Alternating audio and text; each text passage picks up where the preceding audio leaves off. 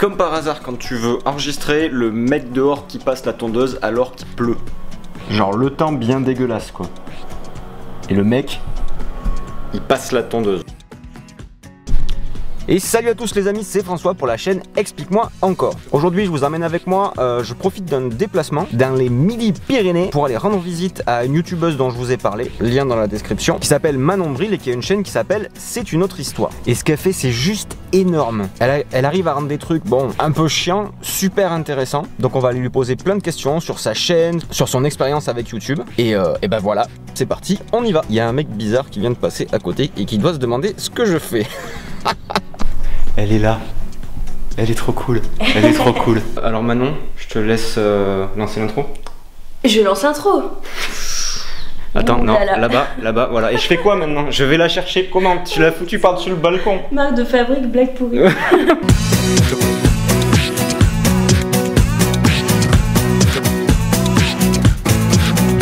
Donc nous voilà à la fac Jean Jaurès, hein, pas le Mirail parce qu'on ne dit pas le Mirail, ça a changé de nom, en compagnie donc de Manon Bril. J'imagine que c'est pas ton vrai nom. C'est un pseudo raffiné. C'est vrai. Élégant. Tu vois, j'ai eu le doute quand même. Ouais. Non, les gens réalisent « Ah mais c'est un jeu de mots !» Ou alors j'ai droit à « Ah mais tes parents ils sont pas sympas quand même. » Donc ben, merci de m'accueillir et puis de me donner un petit peu de ton temps. Je vais enchaîner avec la première question, je vais te bombarder parce que j'ai plein de choses à te demander, j'ai plein de trucs dans la tête. La première c'est pour les gens qui honteusement ne connaîtraient pas ta chaîne. Et je sais que vous avez honte. Mais non. Hein, non mais tu les vois, regarde, lui il a honte, juste là. Il est mort de honte. Est-ce que pour ces gens-là, qu'on aime quand même, tu pourrais pitcher et présenter un petit peu ta chaîne, ce en quoi elle consiste et depuis quand elle existe? Ma chaîne s'appelle C'est une autre histoire. Ça parle d'histoire autrement, n'est-ce pas? Elle a commencé en septembre 2015. Et donc le but c'est de parler d'histoire d'une autre façon que ce qu'on a pu l'habitude de voir, avoir l'habitude de voir à la télé, etc. Avec comme je disais, les violons, les musiques historiques, troubadours derrière, les trucs chiants, avec un globe devant, les avions parce qu'on est à Toulouse. Donc l'idée c'est de sortir un peu de ces carcans poussiéreux un peu chiants à mon goût. Et d'avoir un ton décalé, j'ai un ton familier, je parle comme si je parlais à mes potes, très familier, un peu potache, très potache. Du coup j'essaye d'accrocher des gens qui estiment que l'histoire c'est pas fait pour eux et tout, qui sont un peu fâchés avec une forme qui est différente de celle qu'on a l'habitude d'avoir et qui essaye d'être rigolote et plus légère, tout en étant si possible assez fournie aussi. Alors ma deuxième question du coup, c'est donc cette chaîne YouTube elle a quand même 70 000 abonnés, ce qui est énorme. Si, quand même. Hein, non, mais ça, c'est pas non plus. Ce qu'on disait tout à l'heure, c'est généralement les gens qui ont beaucoup d'abonnés, ils ont beaucoup de contenu. Et toi, t'as finalement une quarantaine de vidéos. Il y a des contre-exemples. Hein. Oui, il y a toujours des contre-exemples, mais ça montre quand même que le contenu, il est suffisamment riche pour pas que les gens aient besoin, tu vois, d'en avoir tout le temps. Déjà, il faut digérer le contenu que tu amènes et déjà, c'est vachement cool. Et du coup, qu'est-ce qui t'a poussé à te mettre sur YouTube? Qu'est-ce qui tu t'es dit un jour, tiens, je vais faire des vidéos pour expliquer l'histoire sur YouTube en voyant ce que ça donne? Alors en fait, il y a plusieurs expériences qui sont à l'origine de ça. Donc actuellement, je suis en thèse d'histoire, donc je suis en train de finir mon doctorat. Et en 2015, en avril 2015, j'avais participé au concours organisé par le CNRS qui s'appelle Ma thèse en 180 secondes, qui est un concours de vulgarisation où il faut présenter au grand public son sujet en 3 minutes. Et donc j'avais participé à ça, et donc j'avais eu le prix du public à la finale régionale, ce qui ne qualifie pas pour la finale nationale parce que c'est le prix du jury qui qualifie, mais c'était très gratifiant parce que ça voulait dire que la majorité de la salle avait été convaincue, mais qui me laissait penser qu'il y avait un public qui pouvait être intéressé par le ton qui était le mien. Et ces sujets-là. Et ensuite, il y a une deuxième expérience, c'est que à l'été, en juin 2015, on a posté une vidéo avec un pote sur Toulouse, c'est la vidéo sur Toulouse qui est sur notre chaîne, Toulouse au détail. Et donc on l'avait mise, en fait on a participé à un petit concours de court-métrage et ensuite on l'a mise en ligne sur Vimeo, parce que j'avais un compte Vimeo, j'avais pas encore la chaîne. Et pour la montrer aux potes. Et en fait là il y a eu un mini buzz sur Toulouse, ça fait plus de vues que les vidéos que je fais maintenant. D'accord. Genre il y a eu 80 000 vues en une semaine. Ah ouais. Voilà. Bah oui, parce que la presse locale s'en a emparé, puis chauvinisme toulousain. Donc voilà, et du coup avec ces deux expériences, je me suis dit ah bah tiens, une chaîne YouTube ça pourrait être sympa, ça pourrait te permettre de rassembler les deux expériences de la vidéo et de la vulgarisation en histoire, qui est plus mon domaine que les villes, c'est un truc un peu annexe. Donc moi ce que je te disais tout à l'heure, c'est que je te compare pas mal à Bruce de Y Penser, dans le sens où vous abordez tous les deux des thématiques assez complexes et de façon assez poussée, mais en les vulgarisant.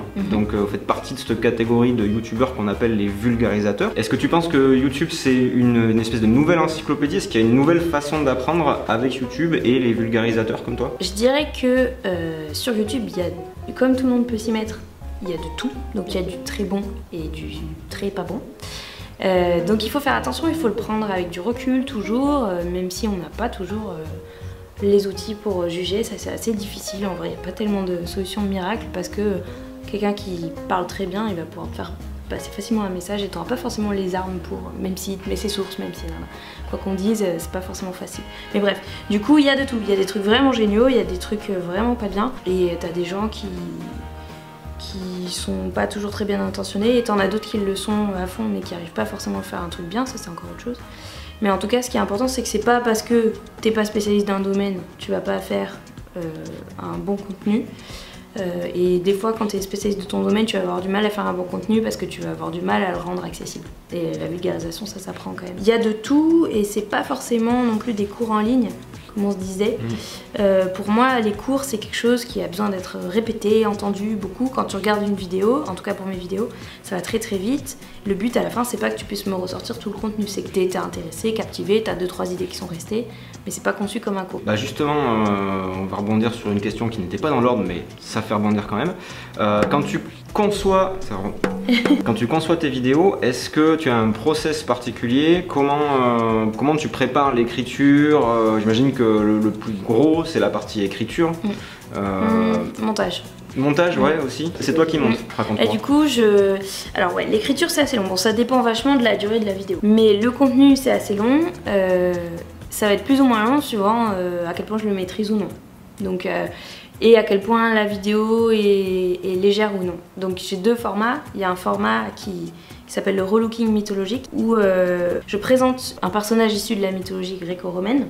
Je la présente dans l'Antiquité et ensuite j'en montre des réappropriations au fil du temps.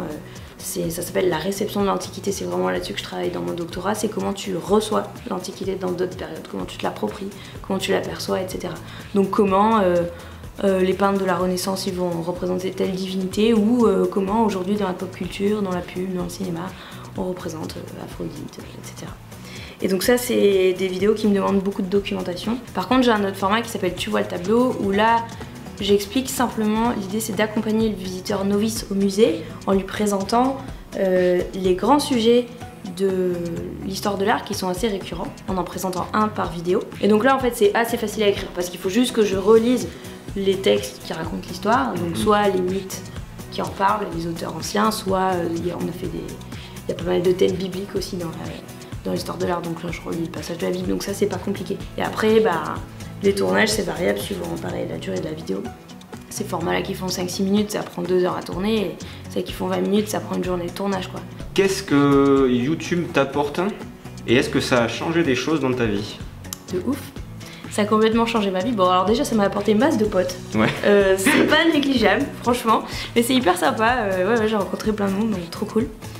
Et ensuite ça m'a apporté vraiment des opportunités professionnelles. Ça je pensais pas que ça donnerait ça au début. Donc ça c'est trop cool. Et j'aimerais bien après la thèse travailler dans la vulgarisation. Je vais pas continuer dans la recherche, ça c'est sûr. Et du coup la chaîne est déjà à moitié viable grâce à Tipeee et aux dons des gens. C'est trop cool et j'aimerais vraiment pouvoir la développer. J'ai aussi bénéficié de quelques partenariats avec des musées, donc ça fait des contrats qui payent un peu. Et voilà, ça se professionnalise petit à petit et j'espère que d'ici 1 an ou 2, je pourrai vraiment pleinement vivre de la chaîne. Voilà. Du coup, ta chaîne c'est ton projet professionnel? C'est devenu mon projet professionnel. Ok, ça c'est cool. Ouais, ça c'est vraiment cool. Carrément. Ouais, c'est trop cool, puis c'est vrai que c'est une activité qui me permet d'allier plein de trucs que j'aime. Donc le théâtre, mais aussi l'histoire évidemment qui est ma passion. La vidéo, ça c'est un truc vraiment, c'est long mais j'ai plaisir à faire du montage, les tournages c'est trop cool. Il paraît que YouTube c'est un monde très macho. que les youtubeuses elles sont un peu cantonnées aux tutos make-up, aux dégustations, à la bouffe, etc. Et ça donne une image, enfin moi à mon sens, ça donne une image vachement réductrice de la femme. Et c'est aussi pour ça que j'ai adoré ta chaîne, c'est que une youtubeuse qui nous montre pas comment on se fait les ongles quoi. Ce qui se passe, alors déjà bon, il y a de tout, hein, tuto make-up, il y a des trucs très bien. Voilà, je juge pas les personnes qui veulent faire ça, il n'y a pas de souci non plus. Ce qui est disproportionné en effet, c'est que les filles sont majoritairement sur des chaînes comme ça. En fait, ce qu'on se demande maintenant, c'est est-ce que les filles sont majoritairement sur ces chaînes-là ou est-ce que c'est ces chaînes-là qu'on voit de la part des filles qui en font. Il y a des initiatives comme les internets qui montrent qu'il existe plein de chaînes de meufs, donc elles mettent en avant plein de contenus de meufs, quel qu'il soit, plutôt beauté ou pas. Et de montrer que voilà, il y a une grosse diversité. En fait, il y a plein de meufs, mais elles sont pour l'instant un peu moins visibles. Et quand elles le sont, c'est vrai que ça reste pour l'instant principalement dans les trucs de beauté. Et comment tu l'expliques? Il y a probablement un effet un peu... En fait, je pense qu'il y a... Moi, je vois plus comme un effet de... Il y a ces meufs-là qui ont commencé en faisant ces trucs-là, et du coup... Ça a suscité plein de vocations de la part de nanas qui voulaient en faire aussi. Et il n'y a pas encore beaucoup de modèles autres qui, pour moi je le vois comme ça, qui tentent les nanas pour faire d'autres trucs. Il y a des nanas très connues en humour. Et du coup c'est vrai que ça arrive de plus en plus. On en voit des meufs qui lancent leur chaîne humoristique et tout. Il y en a de plus en plus. Et elles sont pas forcément très connues ou quoi, mais il y en a aussi pas mal. Donc il y a ces domaines-là, et donc des vulgarisatrices, des grandes vulgarisatrices avec beaucoup d'abonnés, il n'y en a pas beaucoup encore. Et donc justement, alors s'il y a dans les gens qui nous regardent des jeunes filles ou des filles tout court qui aimeraient se lancer, tu leur donnerais quoi comme conseil? Bah en fait je donnerais le même conseil à tout le monde, fille ou garçon, c'est pas différent. Alors en fait, juste par rapport aux nanas, il y a un truc qu'on dit souvent, c'est vous allez être plus exposés que les mecs et tout. En vrai, je sais pas si c'est vraiment si différent. En fait, je dis ça parce que j'ai discuté avec pas mal de copines qui ont des chaînes de taille variée en leur demandant mais du coup toi est-ce que t'as été emmerdée avec des trucs sexistes ou pas et tout. Donc il y en a, on en a des coms sexistes, c'est vrai. Mais du coup ça c'est pas vraiment sexiste en soi, c'est juste une remarque sur ton physique, mais les mecs ils peuvent en avoir aussi, tu vois. Ou dans l'autre sens, genre t'es moche, machin, les mecs ils ont les mêmes, enfin... Ce qui serait sexiste vraiment, c'est quelqu'un qui nous dit t'es une meuf donc t'as pas le droit de parler de ça. Ça j'ai quelques copines à qui c'est arrivé, mais dans les commentaires globalement, moi j'ai pas eu ça. À la limite j'ai eu tu fais la débile donc viens pas faire genre t'es sérieuse, mais ça n'était pas t'es une meuf qui fait la débile, tu vois. Mais en tout cas si on veut se lancer sur un sujet qui n'est pas polémique, mais je dis pas qu'il faut pas le faire, hein, mais je dis que si on se frotte pas à des sujets polémiques, franchement, au début en tout cas, on est globalement épargné. Quand on grandit, après, ça attire d'autres types de commentaires, donc voilà. Mais quand on grandit, c'est qu'on a eu une expérience et on s'est blindé contre ces trucs-là, donc honnêtement, ça va. Et on disait, t'as le syndrome de l'imposteur, eh ben oui, mais autant que mes potes mecs, en fait. Pas plus, parce que je suis une meuf, je me dis pas, ah, je suis une meuf, alors je peux pas parler de ça, et aucune de mes copines n'ont eu ça. Genre, on a tous, là, je flippe de dire de la merde, mais tous, les mecs aussi, ils ont ça, tu vois. Et du coup, moi je dirais, mais n'ayez pas peur du fait que vous êtes une fille de vous lancer sur un truc, quoi. Si on parle de sujets politiques, oui, mais pareil, si on a un mec ou une meuf, on va avoir des attaques, et là c'est vrai probablement des attaques plus sexistes si on est une meuf. Si tu parles de sujets féministes ou si tu parles de sujets politiques, polémiques, etc., là probablement, ouais, t'es plus attaqué et sur des trucs plus bas si t'es une nana que si t'es un mec. En effet. Du coup, franchement, allez-y parce que c'est cool et franchement, on n'est pas emmerdé. Au début, quand on commence, c'est cool parce qu'on a une petite communauté qui est enthousiaste et bienveillante. Parce que les gens qui sont là, c'est que des gens intéressés et motivés. Donc c'est hyper gratifiant. Et après, quand on grandit, et moi je suis même pas là, tu vois, mais quand vraiment tu commences à avoir plein d'abonnés, là t'as du tout venant et t'as du troll et t'as du machin. Mais à ce moment-là, t'as ton expérience et je pense que t'es moins affecté.